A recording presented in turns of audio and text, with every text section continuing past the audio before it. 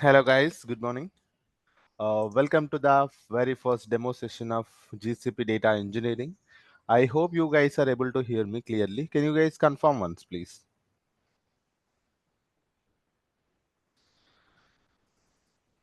Hi, Saidhul. Good morning. Yep, good morning. Thanks for confirming. So let us start this session, everyone. So in this session, I'm going to talk about the detailed course curriculum, and so we will also see what is data engineering and what is Google Cloud Platform as well. Okay, so to understand first the detailed course curriculum of Google, this entire course, I'm going to tell you. Before that, let me going to tell you about myself. So my name is Shaik Saidhul, guys. I'm currently working as a associate solution architect at Quantic. I'm also a consultant in Databricks. Coming to my education, I have completed my master's degree from NIT Trichy. I do have more than 8 years of experience into the data and AI field, and I have done multiple certifications in Azure as well as in GCP, Databricks, and Python, and all of these things. Okay, so this is about me, everyone. Right. So if we wanted to become a Google Cloud data engineer, right? So GCP data engineer. So what are the course curriculum and what are the main topics that we have to cover? Let us going to see in a detailed way, right? So for that one, let me gonna go to my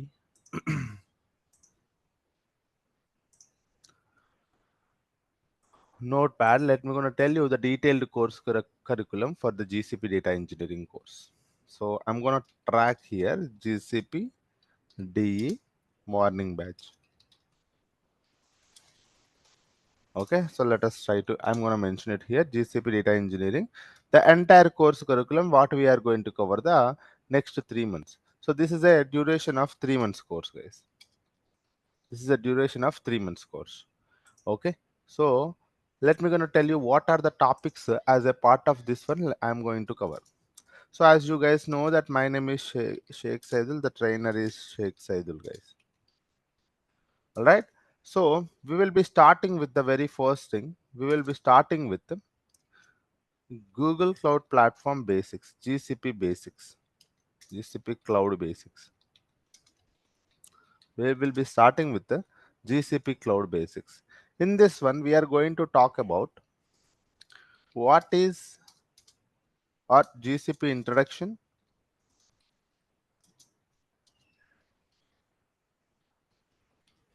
and GCP interfaces, GCP console walkthrough, and one more is GCP locations, GCP IAM and admin. So these are the cloud basics that we are going to cover as a part of this course, guys. So these are very much sorry, cloud IAM and admin. Yes. So as a part of the very first module, this is our module 1 where we are going to talk about the Google Cloud Platform basics. In this basics, we are going to first understand what is Google Cloud Platform first thing, and after that I'm going to talk about the GCP interfaces. Like we may have a multiple interfaces available, such as the interfaces like a console, cloud shell, cloud SDK, and APIs and third-party tools. In that one, we are going to understand about the GCP interfaces. In the console walkthrough, I am going to talk about them, how to create a free tier account, guys. So in this one, I'm going to tell you how to create a free account in the GCP. So whatever the practice and lab sessions that we are going to cover as a part of the course, all the lab sessions, the projects, case studies, end-to-end pipelines, we are going to implement in this free account only. So you don't have to you don't have to install any of the softwares on top of your laptop. You need to have a good internet connection. That's it. Rest of the things are we are going to create a free tier account, and we are going to practice everything in the or implement everything in the Google Cloud Platform free account only. Okay, so that is what. And after that, I'm going to talk about what is project. So in this one, we will talk about creating a free account first, and then we will talk about what is project and project setup, and the billing management. So we will understand about the billing management, right? What is billing and how to manage the billing, how to enable the billing, how to disable the billing, how to create budget alerts, all of those things that we are going to cover here, and how to enable the APIs. Okay, so these are the four modules that we are going to cover as a part of the console walkthrough. In the interfaces, as I was talking about, we will be seeing about what is console, what is cloud shell, what is cloud SDK, and the fourth method is API or third party applications. So this is what. So in the interfaces we are going to cover what is console, what is cloud shell, what is SDK, and we are going to have a small lab session also here. How do we actually interact with any of the service using these interface methods also, we will be learning about that. And after that console walkthrough, we will see how to create a free account and how to set up the project, how to manage the billing, how to enable the API. So this is in the console walkthrough. In the GCP locations, we are going to understand what is location, right? So what is location, what is region, what is zone, and what is the importance, why it is needed, maybe why it is needed, and the selection criteria. So whenever you guys wanted to create any kind of a service in the Google Cloud platform, we specify the location, everyone. We specify the location or region or zone. So that actually represents the geographic location of where the actual data is stored. Okay, so that's the reason you have to specify the location, region, or zone, which is very important. Otherwise, there could be a lot of problems such as availability issues comes into the picture. So that's the reason GCP locations is a one more important topic where we are going to talk about what is this location actually, what is this region, and what is the zone, and how many locations are there, how many regions are there, how many zones are there, and why it is important, what is the selection criteria. If I wanted to select the optimum location for my deployment resources, what is the selection criteria, we are going to understand it here. Okay, so this is about that. And finally, in the GCP cloud basics and IAM and admin, IAM and admin is one of the important aspect when it comes to the access control. So what is access control, we will understand what is mean by access control. And what are identities? Identity is nothing but, you have a user account, service account, and a group of accounts, right? How do you take care of the access control for that? And here, what are roles and types of roles? So we will understand there are three types of roles. Role is nothing but a collection of permissions, right? A senior software engineer is a one of the role, or junior data engineer is a one of the role. So these are all roles, right? Every role comes up with a set of permissions, right? So in the Google Cloud platform also, if you guys wanted to provide an access to anyone, so there are roles are there. So what are roles and the types of roles? There are three types of roles are there, like basic role and predefined role and custom role. All right. So that's what. And what is policy? And what is policy? And what is resource hierarchy? Resource hierarchy. Hierarchy. Yeah, this is how in the IAM and admin, a policy is nothing but a collection of statements which define your access, right? And we have to understand how the policy will be created and how the policy is updated. And we have to understand the resource hierarchy also, right? It's not very much important, but we need to understand. So every GCP project will have an organization and folders, projects, and resources. Multiple hierarchy is there so that the companies can manage their resources properly. So this is the reason we are going to understand the resource hierarchy also. So this is all about the GCP cloud basics, everyone. In the GCP cloud basics, we are going to understand each and everything in a very detailed way, because these basics whatever you are seeing here, which is common across the other cloud platforms also. If you learn in the GCP, that means you have a very good understanding of Azure as well as the AWS also, because when you go to there, the interfaces are them, the introduction is same, the console walkthrough is same, locations are same, I am an admin is same. So when you understand these things over the GCP, it will be could be most of the things. 90% of the things are same. Maybe the nomenclature could be little bit different, but most of the things are same. So these are the things that we are going to cover as a part of the cloud basics, which may take somewhere around 7 to 8 hours. Okay, which may take somewhere around 7 to 8 hours for us. So once this is covered, we will be jumping onto our programming concepts. Programming. So this is where we are starting our module 2. In this one, we are going to talk about the programming. So the very first thing is that we must understand the basics of Linux. Linux basics we are going to cover. Okay, Linux basics. So Linux basics is like some of the basic commands. So somewhere around 15 basic commands are there. We are going to understand those Linux basics commands here. And after that, we will be understanding about the Python for data engineers. Python for data engineers. Right, so this is where we are going to understand the Python for data engineers. In this one, maybe I'll show you what we are going to cover as a part of this one. Maybe I'll just show you. So in the Python for data engineers, we will be covering about the chapter 1, that is data types. In this one, we are going to see the data strings, operators, numbers, boolean, none. So these are the data types that we are going to cover. And in the chapter 2, maybe I can just copy this one and paste it there.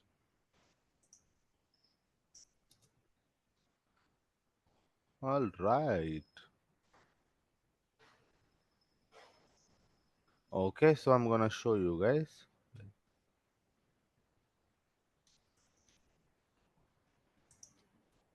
So this is where we are going to cover Python data types. You can see here, guys.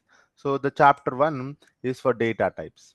In this one, we are going to cover, okay, no, I'll show there only, guys. It is easy. Okay, so you can see here, data types, strings, operators, numbers, all the data types that we are going to see first. Integer, float, and everything. In the chapter 2, data structures we are going to cover, like what is list, what is tuple, what is dictionary, what is set. And in the chapter 3, we are going to cover about if and elif statements and loops like for loop and while loop and exceptional handling and file input output operations. And in the chapter 4, what are functions, what are classes. So this is more than enough for the data engineers, everyone. So this is more than enough for the data engineers, where we are going to cover all the Python for data engineers from the scratch, right? So you don't need to have a prior knowledge in the Python also. I'm going to cover in the session from a very basics to the advanced we are going to. All right. So this is again one more thing. So that is Python for data engineers. Similarly, we will also be covering the PySpark, right? So what is PySpark? What is Spark? And how do you process the data using the PySpark? How do we read the data? So in the PySpark, we are going to see how to extract the data from the multiple data sources and how to load the data, how to transform the data, right? There are multiple transformation, transformations are there. There are two types of transformations in the Spark, right? So that's such as, narrow transformations, wide transformation. What is narrow transformation? How it is going to be, whenever you apply on a partition, how it is behaving it. So what is wide transformation and what is the behavior of it and how the shuffling is going to happen in the wide transformations. So all of those things we will understand it. And there's one more thing called loading. So we extract the data from the multiple data sources. Like for example, I wanted to extract the data from the CSV file, JSON file, Parquet file, right? So you can mention CSV file. You want it extract from JSON file, text file, and Avro file, Parquet file, and BigQuery table and MySQL table. So I wanted to read the data from these multiple data sources, and I wanted to transform the data. So here we are going to understand about the data frames, everyone. So data frames. So we will see the difference between the what is RDD versus the data frames versus data set. So we will understand the difference between the RDD versus data frame versus data set, and we will see we are going to learn more about the data frames only, because the most commonly used data structure for the Spark is data frame only. So what is data frame? How we are going to use the data frame? On top of that, we are going to create the data from reading the data from these data sources. We apply the transformations on top of these data frames, and we create the we create the new data frames, and we load the data to the multiple destinations. If you guys wanted to write the data to the multiple destinations, such as a CSV file, JSON file, Parquet file, right? So this is something that again same. So in this one, in the PySpark, we will be understanding more about the Spark and how the Spark is actually working, the Spark architecture. And after that, we will see about the RDD versus data frame versus data set. And then the lab sessions comes into the picture, where we will talk about extracting transformations and load. Okay. And this is one more thing. And similarly, there's a one more programming that is called as Apache Beam. So what is Apache Beam? Again, the same thing. The Apache Beam, what is Beam and Beam framework? Understanding the Beam framework. After that, again, the same thing. Sir, I wanted to, using the Beam is also one of the programming language, guys. Beam is one of the data processing framework. So in this one also, we are going to see how to extract the data from the multiple data sources, and how to transform the data, and how to load the data. So this Apache Beam and PySpark, these are, both are the, data processing frameworks, everyone. Right. So how do we process the data with these two things? So we are going to see in a very detail with the lab sessions. All right. So just don't wanted to mention all of these things, so it will be easy to showcase. Maybe I told you now, right? So now that we know about PySpark, we are going to cover, and Apache Beam also. All right. So this is what it is. Now, once the program is also completed,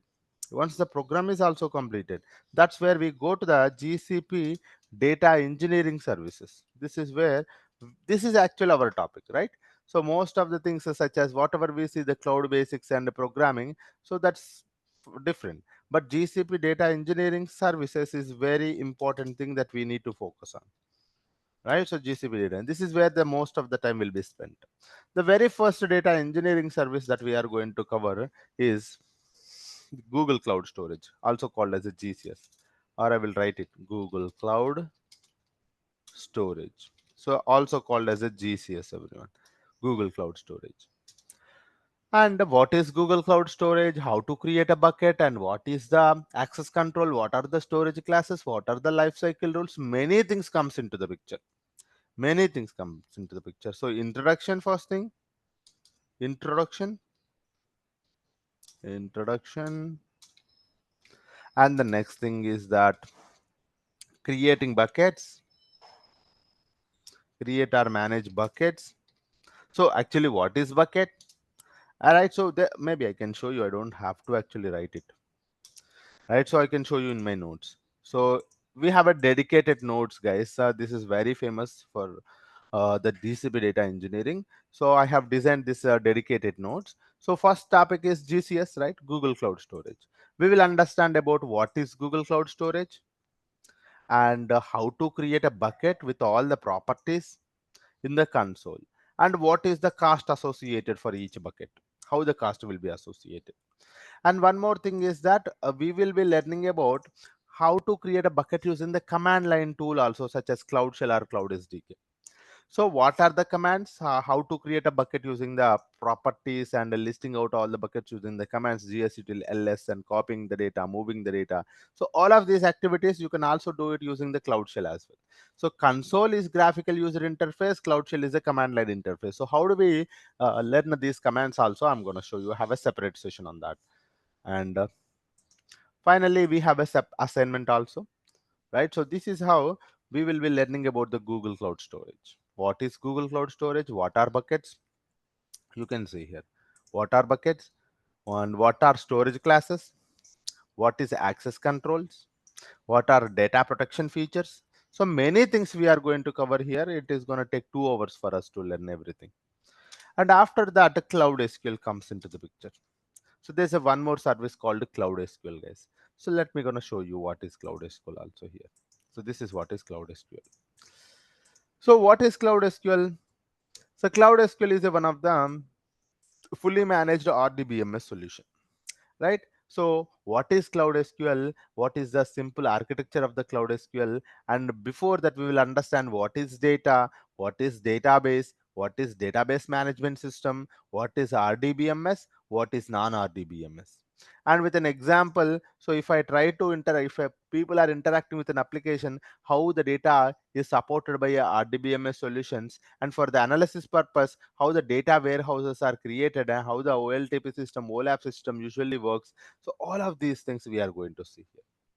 Okay. So after that, we will see what is Cloud SQL and how to connect it to the Cloud SQL for your DDL, DML operations.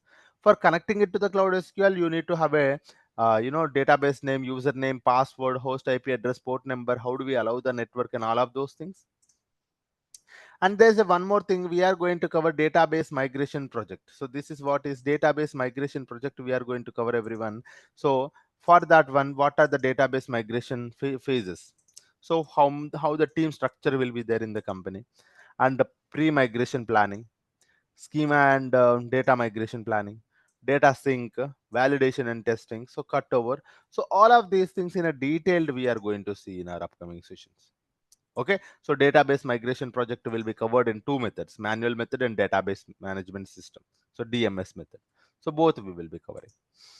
And for doing the database migration, we need to have a one kind of a virtual machine and a MySQL, because we need to have an on-premises MySQL to migrate the data to the cloud, right? So for creating that on-premises MySQL, this is a no. This is one of the videos, and the sample data for your practice purpose. And there's an assignment also that you have to do. Okay, so that's what. So that is all about Cloud SQL. And similarly, there's a one more service called BigQuery. Right, sir? What is BigQuery? So the same thing. We have a separate notes for the BigQuery also. What is BigQuery? The BigQuery's architecture here. In the BigQuery's architecture, you have three components. You see, Colossus, Jupyter, Dremel, and the BigQuery limitations also. When it comes to the BigQuery, so BigQuery has some kind of a limitations also, guys. So BigQuery limitations are here. And after that, how do we work with the BigQuery project hierarchy? Different ways of creating the tables in the BigQuery. BigQuery supported data types, table creation statements from the console, Cloud Shell, Cloud SDK, and all of those things. All right. And then sample data set for practice purpose, different types of tables in the BigQuery. So, right. So in the BigQuery, there are two types of tables are there. Native tables, external tables. What is the difference between the native tables and external tables? And one more thing, what is parting? Storage optimization techniques such as what is partitioning, what is clustering, the types of partitioning, types of clustering also. And how do we create this partitioning and all of those things? You have a dedicated notes here for that one as well. And the next thing is that working with arrays, which is one of the complex topic in the BigQuery. So how do we work with arrays and how do we work with the structured data, repeated data, all of those things? You have a notes with an examples also, a sample data with an example. We are going to see how do we manage such kind of a data and all of those things. And finally, nested and repeated fields. In the BigQuery, we have a concept of nested and repeated fields, which is also one of the important aspect. What is nested field? What is repeated field? And so how it is useful for the denormalization with an examples that we are going to see. All right. Then assignment for you to, understand and make yourself comfortable over the BigQuery UI. And case study one we are going to cover. So this is for the medallion architecture. How do we create a case study for the Spotify for the analysis purpose? So everything is here. Similarly, social media case study is also here. So we have a social media case study. Finally, we will be having the BigQuery views and materialized view, logical view, authorized views. Some of the BigQuery is optimization techniques that commonly asked in the interviews also, right? So this is what it is. And what is a slot in the BigQuery? Some people usually ask in the interviews, so that's the reason I have mentioned that slot in the BigQuery is nothing but this one. All right. So that is where we have completed the BigQuery also, everyone. After that, we will be starting with the data proc. So data proc is a one more service where we will be talking about where we will be talking about yes. So we will be talking about sorry. What is Hadoop? The era before the Hadoop and Spark. So how people were struggling to process huge amounts of the data without Hadoop and Spark. And when Hadoop came into the picture, what is the advantage of the Hadoop in 2006? And when the Spark came into the picture in 2009. So the entire architecture is here. Hadoop in 2006, Spark in 2009, HDFS, MapReduce, Spark, and the understanding all of these things. And what is a cluster? How it is useful for HDFS, MapReduce, and Spark, and what is the difference between the MapReduce and Spark, and what is the how if we wanted to create a cluster in the on premises, what is the challenges, and how do we create a clusters with the data proc, and what is data proc, we are going to understand it here. Then what is data proc and how it is different from the Hadoop and Spark, the creating the cluster two ways in the data proc, different types of clusters, and the data processing pipeline lab sessions. So once the lab sessions are completed, we have a sample data set also. Oh, we have a Spark and yeah, Spark and Spark ecosystem, Spark architecture, what is PySpark, so all of these things. Then case study. So this is where the real-time end-to-end pipelines comes into the picture, everyone. In the data proc, we are going to create an end-to-end pipeline. So this is where for one of the requirement, that is for where the employee travel records are maintained in the CSV file, but in the current scenario they are using the CSV file for process for creating the dashboards where the data cleaning is getting compromised. So that's where the client is asking us to properly clean the data and transform the data and load it to the BigQuery. So for this use case, so the current architecture is this one. What is the future architecture? So current architecture, the CSV files are directly used by the Power BI dashboards or reports, where the data cleaning is not done yet, and they're directly using it. So that's the reason the results will be inaccurate. So that is the reason in the future architecture, we are going to take the CSV file to the GCS. GCS, we are going to clean the data using the PySpark jobs, and we load it to the BigQuery tables. From there, we can load it to the BI, so that the data cleaning and processing will be done properly. So this is one of the architecture that we are going to see, and we are going to create an end-to-end code for that one, end-to-end pipeline code. And one more interesting case study is here, that is real-time patients data. I am going to get it. So how do we actually validate the data first?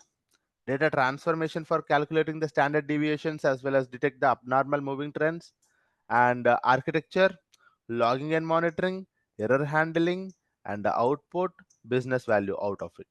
So all of these things, so this is a simple architecture for that one. So you have a JSON data that is coming from GCS. Invalid records, I wanted to write it to the invalid folder. I wanted to do the cloud logging and monitoring. We are going to write a PySpark job. Valid records, we are going to further transform it for the standard deviation for metrics and all of those things. This is a one more end-to-end pipeline that we are going to see as a part of this case study, right? So that's one more thing. Similarly, we have a case study 3 also for ML use case requirements. For ML use case requirements, we are going to have a one more case study that is for the use cases, guys. So in this one, we are going to read the data from the BigQuery and we are going to write it to the GCS bucket so that ML team can directly access this data from the bucket. So how do we write a PySpark job for extracting, transforming, and loading? So all of these things that we are going to see here. So this is a one more end-to-end pipeline. Everywhere you have the code, you can see here. Right. So this is how. And finally, assignment 1 for you, assignment 2 for you, assignment 3 for you for in the Spark. So this is all about the Spark. And once the data proc is completed, we will be entering into the data flow. So in the data flow, so this is data flow. So we will understand what is actually this data flow is. So we will understand about what is this data flow, how it is different from the data proc. In the data proc also you are creating the pipelines, but you are using the Spark with Python as a framework that's called as a PySpark. But in the data flow, you are also creating the data pipelines, but the framework here you are using is the Apache Beam with Python. That's called as a Beam with Python, right? The requirement is same, but the interface as well as the architecture, how they have used and the framework that we are using is different. But the end goal is the same. Right? What is Apache Beam? What are the languages it supports? What are the runners? What is the cloud data flow? So all of those details in a very detailed way, right? So how a typical Beam pipeline looks like, and what is p collection, what is p transformation, all of those things that we are going to see. Then creating a workbench for the lab sessions. Then we have a lab sessions. Then we have a sample data set.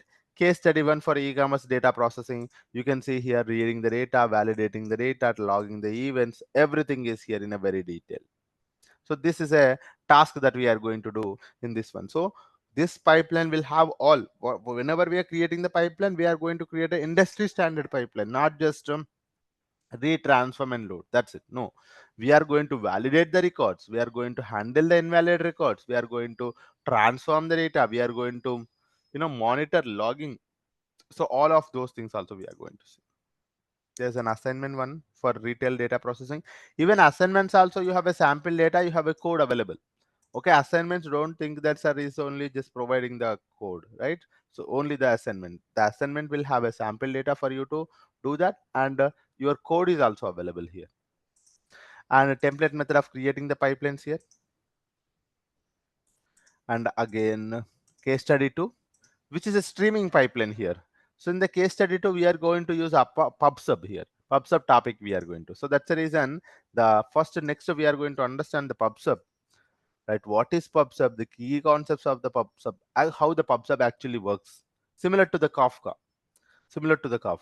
the use cases for the PubSub, and the example architecture. So this is how it looks like. So we understand the PubSub here first, then we implement a streaming data pipeline with the data flow and PubSub by integrating these two things. So that's what. So application, PubSub topic, data flow, BigQuery. So we are integrating most of the services here. So that's what. The same thing here also. We incorporate all of these things here. So this is where streaming data flow will be covered. And finally, once the PubSub is also completed, this Airflow comes into the picture. So what is Airflow? What is workflow orchestration? What is Composer? What is the Airflow's architecture? What is DAG? How to create the DAG? Cron job format also. Creating a Composer environment. Level 1 DAG for orchestrating the BigQuery jobs, like BigQuery SQL jobs. How do we do that? Orchestrating the data proc jobs, data proc PySpark jobs. How do we do that? Orchestrating the data flow beam jobs. How do we do that? And parent and child relationship, how do we do that? There's an assignment for you. And some people also implement some kind of a simple CACD with the help of the Airflow also. I'm going to give you an idea here. Airflow CACD, I'm going to give you an idea here. So this is also one more thing, right? Yeah. And finally, there's a data fusion, which is a complementary topic. What is data fusion? End-to-end pipeline for data fusion. You have a video here. And cloud functions, yes. What is cloud function? So you can see here, a cloud function is usually a event based architecture. It is a event based solution, everyone, right? So what is event based solutions, and what it will actually do it, and what is the purpose of using the cloud function, we will understand it here. So once you know about event based architectures, then we will be learning about how we can able to use the event based architecture for one of our use cases. As soon as the file is uploaded to the bucket, how we can able to write it to the BigQuery table. So that's a event based solution, right? So that is where we are going to see with an example. And similarly, the final topic is Databricks, which is very, very important. So in this one, we are going to cover about what is Databricks, right? So many things we are going to cover, the Spark and Databricks and all of those things. Databricks architecture. In the Databricks high level architecture, you have a data plane and control plane, account admin, account console, workspace admin, and setting up a Databricks on free trial on Databricks for GCP, and setting up the Databricks workspaces. What is Metastore and how to create a Metastore? What is workspace and how to create a Databricks workspace? How do we assign the Metastore to the Databricks workspaces? Databricks data dictionary, right? So here the each and every term in a proper syntax, like what is workspace, cluster, in a, this is like a dictionary for you in the Databricks. And lab sessions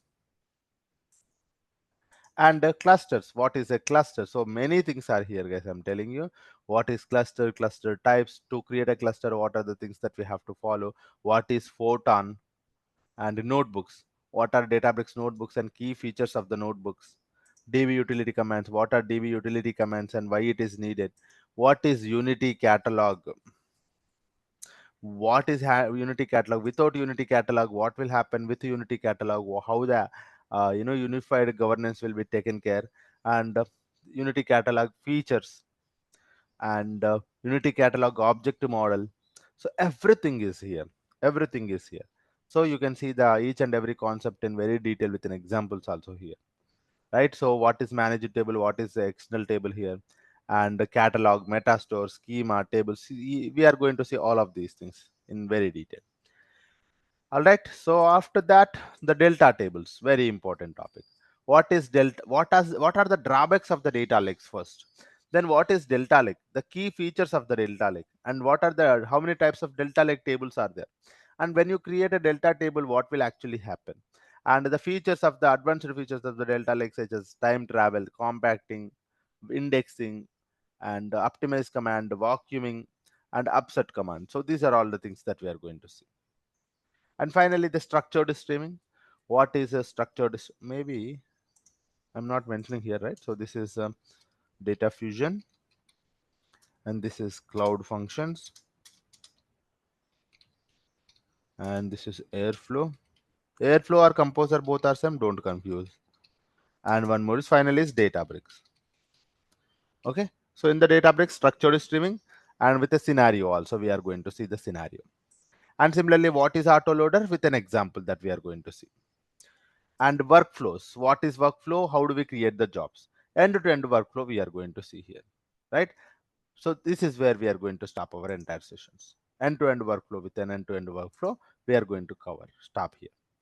All right. So this is how we are going to data Google Cloud Storage, Cloud SQL, BigQuery, Dataproc, Dataflow, Airflow, and PubSub, Data Fusion, Cloud Functions, and the Databricks. Yes. So these are the data engineering services we are covering as a part of the whole. And in the final session, I will talk about how to create your resume, and how to apply for companies, how to apply for companies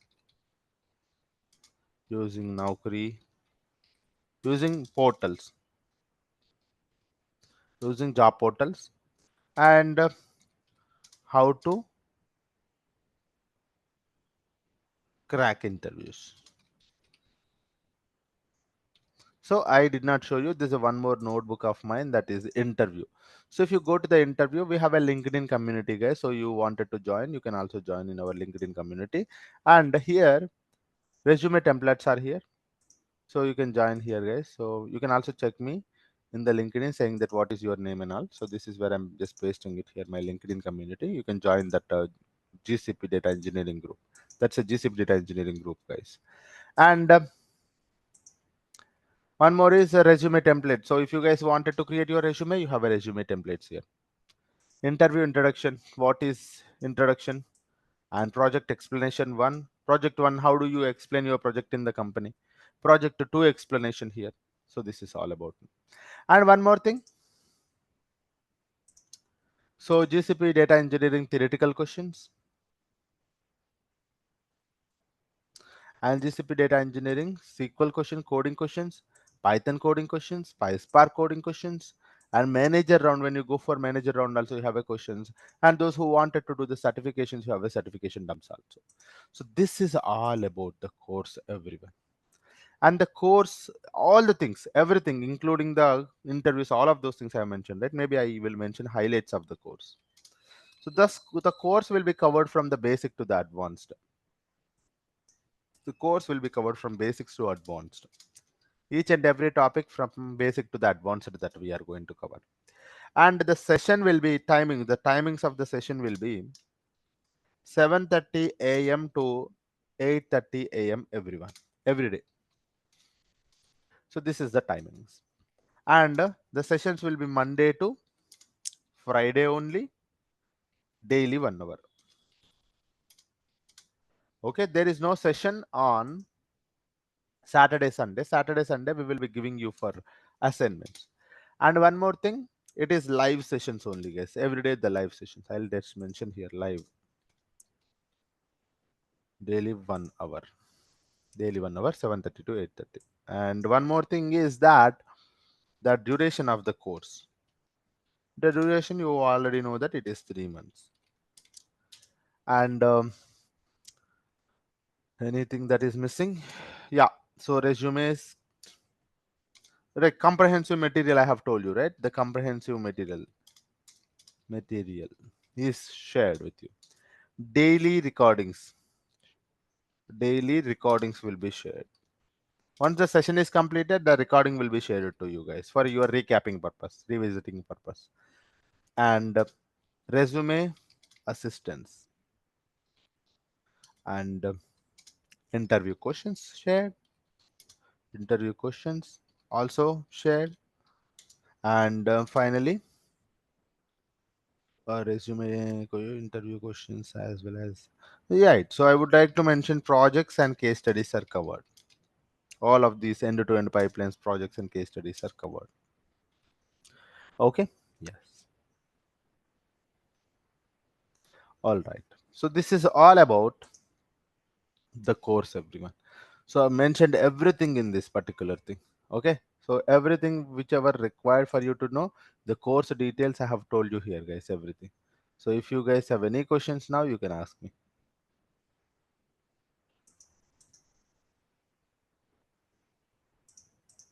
Right. So cloud basics will be starting. Once the cloud basics programming we will go, and GCP data engineering tools. Once that is covered, there's a final session. This is the highlights of the course. Anyone have any questions? You can please ask me now. So this is what I wanted to cover as a part of the session. And if you guys have any questions, you can ask me. Saidhul. Yes, Prashant. Yeah. So just wanted to check if is this course is going to kind of job readiness program. Yes, yes, it's a job oriented. See, that's the reason in the here. If you can see, I give you even making it easy for you, like a spoon feeding a kind of a thing, right? So I'm just mentioning you, when you go for the moment you completed this course, guys, you are ready for the you are ready for the jobs. The only thing every day you have to do is that once the session is completed, you do the practice. So if you do the practice on that particular day itself, I'm telling you, off by the sessions completed, you can directly apply for companies. So that's what. So to make your job easy, I have just mentioned what is you have to tell in introduction, how you can able to explain your project in the interview, and if you want one more project here. So these things are we're making easy if you wanted to grow. And one more thing, I am giving you the interview questions also, right? So this is how they commonly ask questions in the interview. You go for interviews, you are come here and check it out. Is the that particular question or related question is available here or not? You will check it out because everything will be here. Okay, so that's what I wanted to talk. Yes. Yes, please. Any questions? And how do you see this GCP data jobs in the market? I mean, as compared to Azure, so which one is in on high demand? No, there isn't anything like that. But there's a huge competition for Azure data engineers. But for GCP, the competition is very less. The jobs, I would say that for there are 100 jobs, there will be 100 jobs for the Azure, but there's a huge competition. But for GCP, there will be 80 jobs only, but the very less competition. Okay, so when you go for Azure, huge competition is there, so that's the reason you cannot be able to get the job because it is very difficult in getting the job. But for the GCP, the competition, the number of jobs will be almost equal, like somewhere around 80. For example, out of 100, it will be 80% of the jobs will be available for GCP, but the competition is very less. Very less people are available for the GCP, so that's where getting the job is easy. Yeah, and for sure, the market is growing like anything. Earlier, it was 10%. In the last 2 years, it was 15. Now it is more than 20, more than 20 for the GCP data in GCP market. So it is increasing like anything. Yeah. Okay, got it. Thank you, Shaidul. And Yes. one more question I would like to ask: if are you going to create any kind of WhatsApp group or something where you can Of ask for course. doubts and all? Of course. Once the batch session is created, once the batch is formed, there Mm-hmm. will be a WhatsApp group for questions and everything. And I have just pasted one kind of a community also, right? And that particular community I have pasted in the chat box. Just go, LinkedIn, right? yes, Yeah. LinkedIn, and you can see a lot of people are there. Most of 700 plus people are my students only. You can Okay. join that, and if you have any question, you can ask also. And I'll be posting a lot of job opportunities there. Yeah. for Okay, all GCP. right. Yes, Thank you, Shaik. yes, yes. Anyone have any other questions, guys? Someone like don't have data engineer background. So is there any problem like migrating to the This is for that one only, right? So this is for them only, right? This courses I'm not just mentioning you only for data engineers should join. No, not like that. So this is a course. I have seen people who is coming from call center and a B pharmacy to the GCP data engineering. More than 700 people I have placed in different companies, and personally more than 100 people are my closest dearest friends. I have actually pulled them from the networking background. One of my brother who was working in a networking background with 40,000 per month and with 7 years of experience. I pulled him. Now he is earning 1.2 lakhs per month. Okay, so there are many people I have pulled into this particular thing. More than 700 people in different institutes wherever I teach. They are actually working in GCP data engineering. I would confidently say that you can check out that. My name is Shaik Saidhul, and most of the data engineers currently working in the companies are my students. Yes, I would say that. and how many experience we can showcase for that? Like if I have Yes. like 10 years of When it experience comes in to the Java. experience, yes, there's a small chart I usually showcase. Let me gonna show you. Yes, here it is. So when it comes to the experience, so this is a chart that you guys follow. Okay, so for example, you are falling under 5 years of experience. Let us assume. Okay, so if you are falling under 5 years of experience, or what I have to do? So 5 years, right? So that means you put 2 years on the last 2 years experience on the GCP according to the course that I'm covering, and take any of the one or two projects and put it in your resume. Rest of the 3 years, you whatever the current experience that you have to put it. Getting the point, right? So Yeah. this is how. The same thing for 3 years also 1.5, 7 years 2.5, 11 plus years 3 years. So that's how you have to go for. All right. Yes.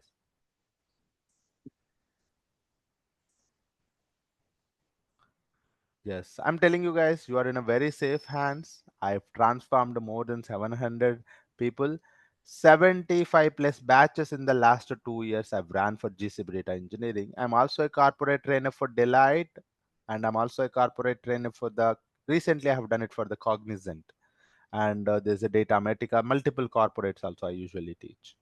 Okay, so yeah, you're in a very good hands, I would say.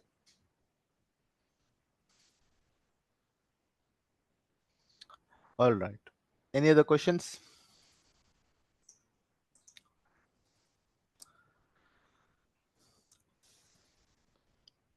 Okay. Okay, guys. Thank you all. I hope you have learned something out of session today, and we will be having a regular sessions from Monday. And please enroll for the course. And we have a demo session tomorrow also. Please attend, and we will be seeing the GCP interfaces. I'm going to talk about the GCP introduction and GCP interfaces tomorrow. This is something that we are going to see tomorrow, guys. Okay? Yeah. Okay, guys. Thank you all. Have a great day. Bye bye. Thank you, Shaik. Thank you, everyone. Thank you, guys. Bye bye.